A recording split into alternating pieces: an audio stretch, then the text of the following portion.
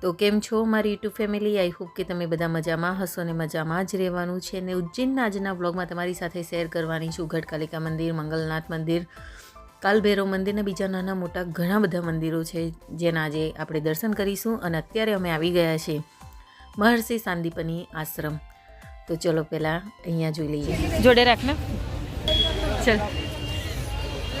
મસ્ત ફૂલ હતા. દિવ્યા લઈ લે.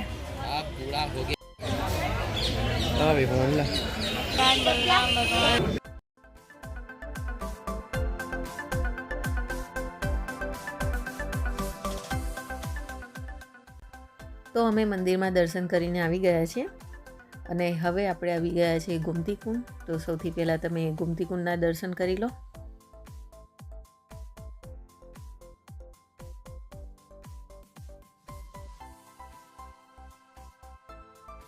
ભગવાન શ્રી કૃષ્ણ, બલરામ અને સુદામાએ અહીંયા આશ્રમમાં રહીને અભ્યાસ પ્રાપ્ત કર્યો હતો. અને કહેવાય છે કે ભગવાન શ્રી કૃષ્ણ અહીંયા 64 વિદ્યાઓ અને 16 કલાઓનું જ્ઞાન પ્રાપ્ત કર્યું હતું. પોતાના મામા કંસના વધ બાદ ભગવાન શ્રી કૃષ્ણ અહીંયા ઉજ્જૈન નગરીમાં આવીને 64 દિવસ સુધી રોકાયા હતા અને આ બધી શિક્ષાઓ પ્રાપ્ત કરી હતી. તો જે શિક્ષાઓ ભગવાન શ્રી કૃષ્ણ, બલરામ, સુદામાએ અહીંયા પ્રાપ્ત કરી છે એનું અહીંયા બધું જ વર્ણન કરવામાં આવ્યું છે, જે તમે જોઈ શકો છો. અને બીજું ઘણું બધું હતું કે જ્યાં વિડીયો લેવા નહોતા દીધા, એટલે એ બધું તમારી સાથે શેર નથી કર્યું. પણ જેટલું બન્યું છે એટલું તમારી સાથે શેર કરીને તમને બતાવવાનો પ્રયત્ન કર્યો છે કે અહીંયા આવી શકો છો. તમે જ્યારે બી ઉજ્જૈન આવો ને તો આ આશ્રમની મુલાકાત લેવાનું ભૂલતા નહીં. અને હા, સાથે નાના બાળકો હોય તો ખાસ અહીંયા આવું જ તે, કેમ કે એમને પણ જાણવા મળે ને આપણો ઇતિહાસ. અને આ છે 64 કલાઓ જે ભગવાનને શીખવાડવામાં આવી હતી.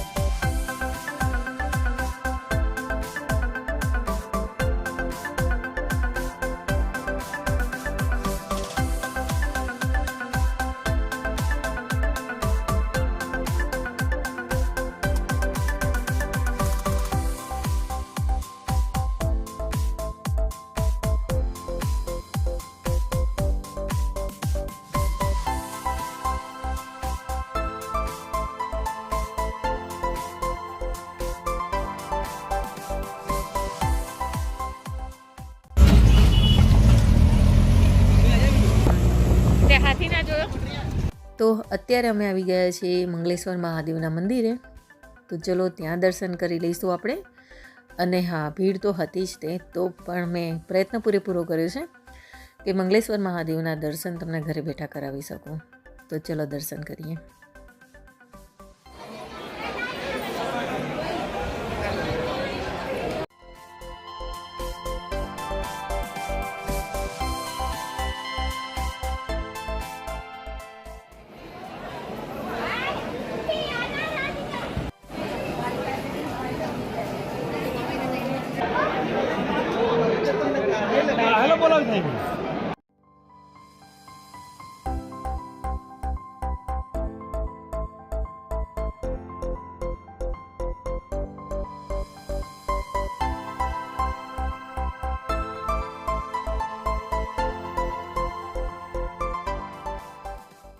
મંદિરમાં લાઈન હતી જ તે, પણ એટલી બધી લાઈન, કેટલું બધું પબ્લિક નહોતું. ભીડ થોડીક હતી કેમ કે બધાને દર્શન કરવા હોય અને ઘણા લોકોને એમ હોય કે શાંતિથી વ્યવસ્થિત દર્શન થાય.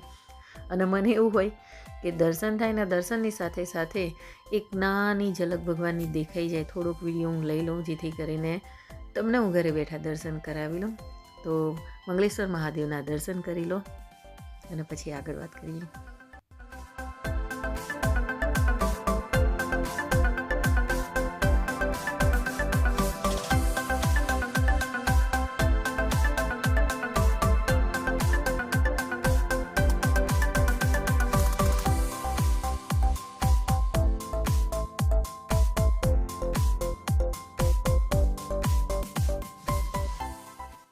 તો મંગલેશ્વર મહાદેવ મંદિરના દર્શન કર્યા બાદ હવે જઈ રહ્યા છીએ ગઢકાલિકા મંદિર, અને અહીંયા આરતી ચાલતી હતી માતાજીની.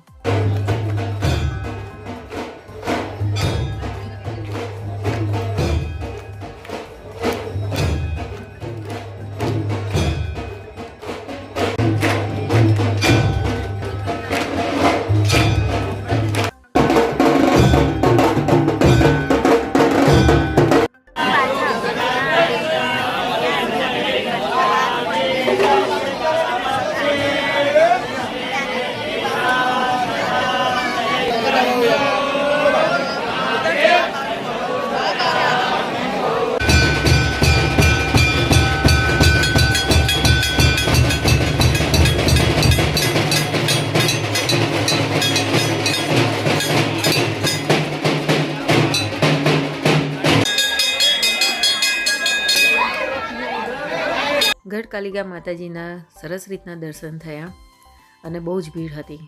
અમુક જગ્યાએ એવું હોય છે, મોટાભાગના મંદિરોમાં આપણે દર્શન કરવા માટે ભીડમાં ધક્કામુક્કી થતી હોય છે. આજે મંદિરમાંથી દર્શન કરીને બહાર નીકળવા માટે ધક્કામુક્કી થઈ. હવે અમે આવી ગયા છીએ કાલભૈરવ મંદિરે. એ પહેલાં અમે જઈ રહ્યા છીએ સતી માતાના મંદિરે દર્શન કરવા માટે. તો ચલો તમે જોડે જોડે આવો અને દર્શન પણ કરી લો. તો સૌથી પહેલાં આપણે કરીશું સતી માતાના દર્શન. તો ચલો દર્શન કરીએ.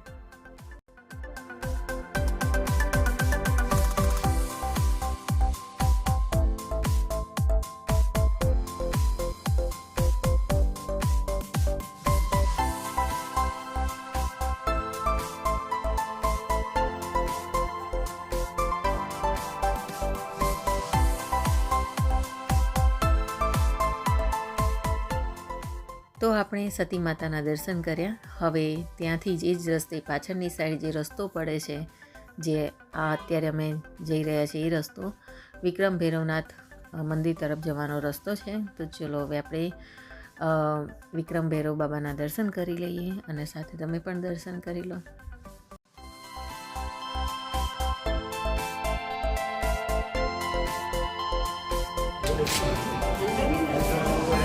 पता नहीं मुझे.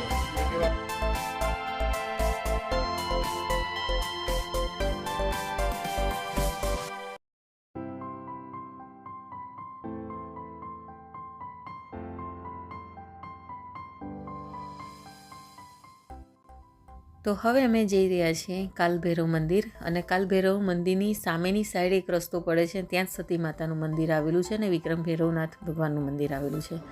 તો અહીંયા તમે જોઈ શકો છો કે અહીંયા બહુ જ લાંબી લાઈનો છે. 7 લાઈન હતી આવી અને બહુ જ ભીડ છે. અને અહીંયા જ અમારે વધારે ટાઈમ લાગ્યો ને બહુ જ થાકી ગયા હતા. આજે અહીંયા દર્શન કરવા માટે જે ઊભા રહ્યા હતા ને, તો વધારે થાક અહીંયાથી જ અમને લાગ્યો હતો. અને હા, બપોરના 1:30 વાગ્યા પછીનો સમય છે લગભગ.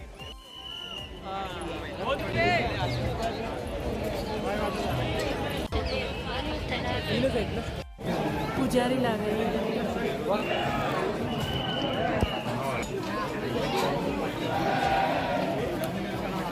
તો વિડીયોમાં તો ફટાફટ આપણે ભૈરવનાથના મંદિરે દર્શન માટે પહોંચી ગયા, પણ રિયલમાં એવી 7 લાઈન હતી ને એક લાઈનમાં 5, 5, 4, 4, 3, 3, 2, 2 એ રીતના લાઈનો હતી.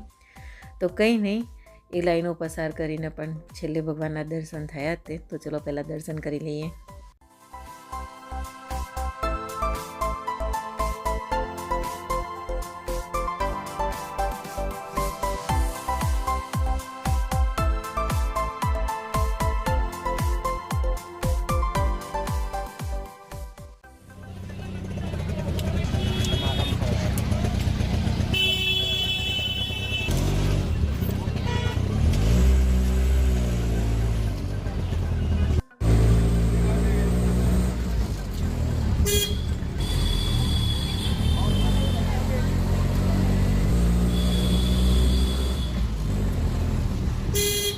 તો બપોર પછીના 3 વાગ્યા, 3, 3:30 વાગ્યા પછીનો ટાઈમ છે. એક્ઝેક્ટ ટાઈમ તો મને બી નથી ખબર. બહુ જ થાકી ગયા હતા અને જમવાનું બી બાકી હતું, એટલે રૂમે આવી ગયા અને જમવાનું પાર્સલ કરાવીને લાવ્યા હતા. તો ચલો હવે અમે અહીંયા જમી લીધું હતું અને ત્યાર પછી મોડા હું અને જાનસી બંને રામઘાટ ગયા હતા દર્શન કરવા માટે, આરતીના દર્શન કરવા માટે. તેનો વ્લોગ આવતીકાલે આવશે. અને અહીંયા જોવા ભાઈ બેઠા છે જમીને શાંતિથી.